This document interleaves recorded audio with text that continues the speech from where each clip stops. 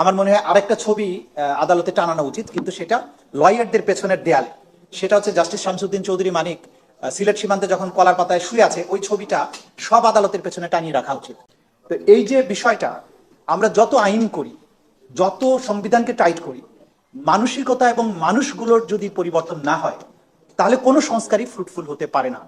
আমরা justice Latifur Rahman, justice ATM Afzal, justice Mustafa কামালদেরকে জাজ দেখেছি, তাদের দেখলে যেমন আমাদের আস্থা বেড়ে যেত, ঠিক একই জায়গায় যখন আমি শামসুদ্দিন চৌধুরী মানিক অথবা এসকেসিনার মতো লোকদেরকে দেখি, তখন আমার মধ্যে নানান শঙ্কা ভর করে। আমরা তো এই 5ই আগস্টের বিপ্লবের পরে আদালতে টানানো একটা ছবিকে নামিয়ে ফেলেছি।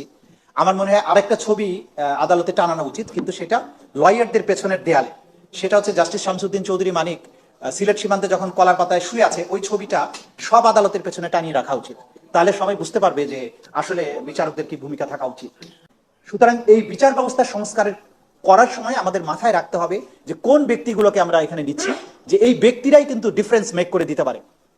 সুতরাং আইন বা সংবিধান দিয়ে সবকিছু বেঁধে রাখা যাবে না। ব্যক্তি সিলেকশনের ব্যাপারে আমাদের মারাত্মকভাবে সচেতন হতে হবে। এবং সবচেয়ে বড় কথা হচ্ছে রাজনৈতিক যে প্রক্রিয়া, ঘুরে ফিরে কিন্তু রাজনীতি এখানে ঘুরে ফিরে আসবে। আমি যতই নিয়ম কানুন করি, কিন্তু যখন একটা নিপীড়ক সরকার আসবে, তখন কিন্তু পুরো বিচার ব্যবস্থাকে নানানভাবে হাত পা বাঁধতে থাকে এবং এক পর্যায়ে বিচার ব্যবস্থাও তাদের হাতিয়ারে পরিণত হয়, যেটা হয়েছিল। Supreme court guardian of the constitution. Supreme কোর্টের প্রধান বিচারপতি বসে বসে যেটা করতেন, যে তিনি ফেসবুক এবং ইউটিউবে দেখতেন কোন কোন বিরোধী নেতা বা কোন ব্যক্তি সরকারের বিরুদ্ধে বক্তৃতা দেয়। ওনার একটা সেল গঠন করেছিলাম, ব্যক্তিগতভাবে এটার ভিকটিম আমি জানি। তাদের কাজ ছিল কে কে বক্তৃতা দিল, সরকারের বিরুদ্ধে খুব তীক্ষ্ণ বক্তৃতা দিয়েছে, তাকে কোনো না কোনো ফর্মে আদালতে এনে আদালত অবমাননার মামলায় ফেলা।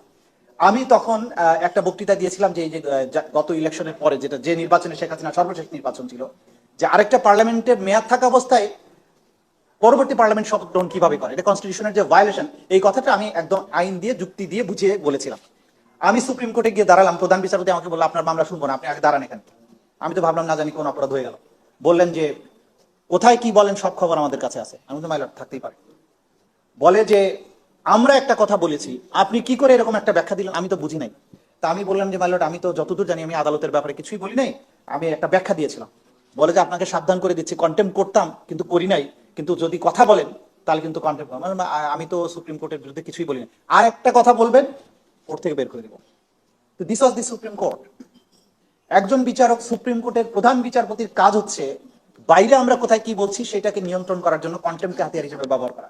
অন্যদিকে কত হাজার কন্টেম্প পিটিশন পেন্ডিং আছে আমি পরিসংখ্যান নাই, কিন্তু এই গত 10 বছরে যত কন্টেম্প পিটিশন হয়েছে, কোনো একটা কন্টেম্প পিটিশনের কোনো শুনানি করা যায় না। কোনো কোর্ট বলে যে আমরা আদালত অবমাননা, সরকারের কোনো এজেন্সি আদালতের আদেশ ভায়োলেশন করেছে, এটা আমরা শুনতে পারবো না। কারণ সংশ্লিষ্ট বিচারকদের উপরে চাপ সৃষ্টি করা হতো যে প্রশাসন যা করে করবে, কোনো কন্টেম্পটের শুনানি যদি করেন তার বেঞ্চ থাকবে না। এবং যারা এরকম শুনানির চেষ্টা করেছেন তাদের বেঞ্চ ভেঙে গেছে। সুপ্রিম কোর্ট রায় দিয়েছে যে তাকে বেতন দেওয়া হোক, তারপরে 5 বছর গেছে, কন্টেম্প হয়েছে, কন্টেম্প পেন্ডিং, একটা মানুষকে বেতন দেওয়া হয়নি। এই যে সরকারি কর্মচারীদের আদালতকে না মানার প্রবণতা, এটা যে তৈরি করা হয়েছিল রাজনৈতিক সংস্কৃতির কারণে, এইটা পরিবর্তন না করে সারাক্ষণ বিচারকদের দোষ দিলে লাভ কি?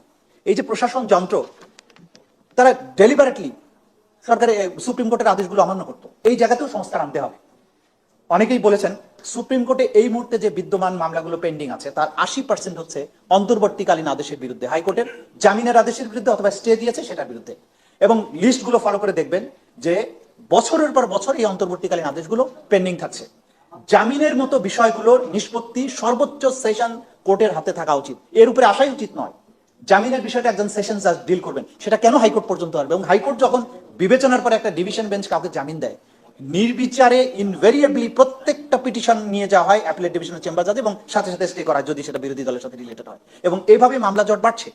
এই মানসিকতা তো পরিবর্তন হতে হবে এবং আমাদেরকে সেই সিস্টেমটা ডেভেলপ করতে হবে যে গোটা দুনিয়ার সাথে তাল মিলিয়ে জামিনের মতো বিষয়টা সুপ্রিম কোর্ট পর্যন্ত যাতে না আসে। আমি একদিন ওই অ্যানেক্স বিল্ডিং এর 3 তলায় 4 তলায় গিয়েছি, যে দেখি যে বাথরুমের সামনে যাওয়া যায়, মানে বাথরুমে যাওয়া দরকার কিন্তু বাথরুমের সামনে বিশাল স্তূপ ফাইলের। আমি জিজ্ঞাসা করলাম কি, বলে যে সেকশনের ভিতরে ফাইল রাখার জায়গা।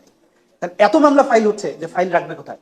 যে একটা জুডিশিয়াল সিস্টেমে এইরকম যে ফাইল, এবং এরপরে যে আইন করা হয়েছে যে একটা পিটিশনে 16 কপি করে রিকুইজিট জমা দিতে হয়, দুনিয়াতে এরকম সম্ভব যে একটা যে কোনো একটা হাইকোর্টের বেঞ্চের মধ্যে যদি ঢুকি, যে এই বিশাল স্তূপ এইটাকে ডিজিটাইজেশন কোনোভাবে করা যায় কিনা, অথবা মামলার সংখ্যায় অল্টারনেটিভ ডিসপিউট রেজুলেশনের কথা বলে এইটাকে না কমালে বিদ্যমান এই মুহূর্তে সুপ্রিম কোর্টে যতগুলো মামলা পেন্ডিং আছে, যদি আজকের থেকে নতুন মামলা ফাইলিং বন্ধ করা হয়, এই বিদ্যমান মামলা শেষ হতে অন্তত 30 বছর সময় লাগবে।